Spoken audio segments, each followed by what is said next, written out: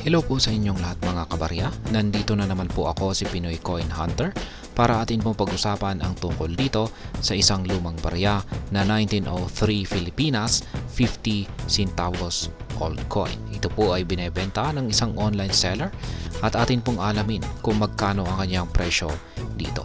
Pero bago po natin alamin ito ay kilalanin po muna natin ang mga detalye tungkol sa baryang ito. At ayan ang 50 centavos na lumang barya na ito ay mula po ito sa Pilipinas at isa sa mga naging bahagi ng kasaysayan ng ating bansa. Ginawa po ito noong panahon ng Insular Government mula po sa taong 1901 hanggang 1935. Ang barya po ay may halagang 50 centavos at ginawa mula sa pilak or silver na may halo pong tanso o copper. Ngayon ay ano naman ang mga tampok ng 50 centavos na baryang ito. Umpisahan po natin sa kanyang harapan o overside kung saan ay nakikita po natin dito ang imahe ng isang babaeng nakatayo. May hawak na martilyo sa kanyang kanang kamay habang may anvil o palihan sa kanyang tabi. Sa likod naman po niya ay isang bulkan na nagbubuga ng usok.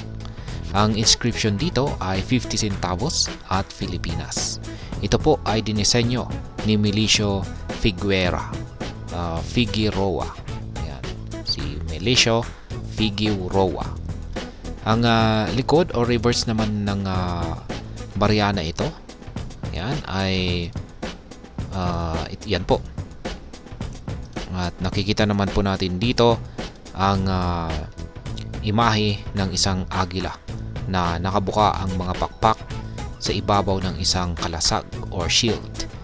Nasa paligid nito ang inscription na United States of America at ang taon ng paggawa ng barya. Ang disenyo ay ginawa po ni Milicio Figueroa at Charles Barber. Ngayon ay saan ginawa ang 50 centavos na lumang barya na ito? Ang mga barya na ito ay ginawa sa mga mint sa Estados Unidos, particular po sa Philadelphia at saka San Francisco. Philadelphia Mint at San Francisco Mint. Ngayon ay ano ang kahulugan ng mga imahe sa lumang barya na ito? Balikan po natin yung imahe ng babaeng nakatayo dito.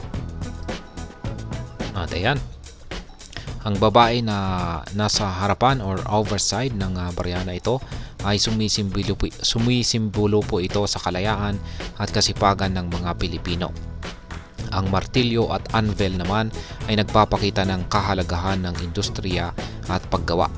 Ang bulkan naman po ay sumisimbolo sa likas na yaman ng Pilipinas.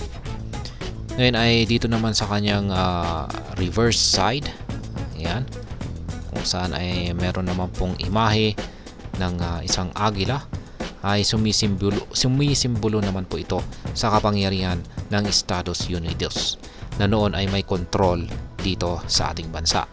Ang kalasag naman ay kumakatawan sa proteksyon at seguridad. Ngayon ay bakit mahalaga ang 50 centavos na barya? Mahalaga po ang 50 centavos na barya dahil ito po ay isang bahagi ng kasaysayan ng Pilipinas. Ipinapakita po nito ang panahon kung kailan ang Pilipinas ay nasa ilalim ng pamamahala ng Estados Unidos. Ito rin ay isang patunay ng kasipagan at kakayahan ng mga Pilipino sa paggawa ng mga dekalidad na barya. Ngayon ay ano ang maaaring maging halaga ng 50 centavos na barya ngayon? Sa kasalukuyan, ang halaga po ng 50 centavos na barya ay maaaring mataas lalo na kung ito ay nasa magandang kondisyon. Maraming mga numismatist o kolektor ng barya ang naghahanap ng ganitong uri ng barya dahil sa kasaysayan at halaga nito. At ayan, atin na pong alamin kung magkano ang presyo ni online seller sa kanyang lumang barya na ito. At ayan, ang kanyang 1903 Filipinas 50 centavos old coin, US Philippine silver coin, ay kanya po itong ibinebenta sa halagang 850 pesos. At ayan, uulitin ko, kanya po itong ibinebenta sa halagang 850 pesos. Ngayon ay ang 50 centavos na barya ay isa po itong mahalagang bahagi ng ating kasaysayan. Ito ay hindi lamang isang simpleng barya kundi isang simbolo ng ating kasaysayan, kultura at pagkakakilanlan bilang mga Pilipino. Ang mga imahe at inscription sa barya ay nagbibigay po ng malinaw na larawan ng mga pinagmulan natin at ng ating pakikibaka para sa kalayaan at kasarinlan. Ang pag-aaral tungkol sa mga lumang barya tulad ng 50 centavos na ito ay nagbibigay sa atin ng mas malalim na pag-unawa sa ating kasaysayan at sa mga naging kontribusyon ng mga tao noon upang marating natin ang kinalalagyan natin ngayon. Ang barya na ito ay hindi lamang po isang mahalagang bagay para sa mga kolektor, kundi pati na rin sa ating lahat na nagnanais na malaman at mapahalagahan ang ating kasaysayan. Kaya masasabi ko na ang 50 centavos na lubang barya na katulad nito ay isang makulay at mahalagang bahagi ng ating kasaysayan na dapat po nating pahalagahan at ingatan.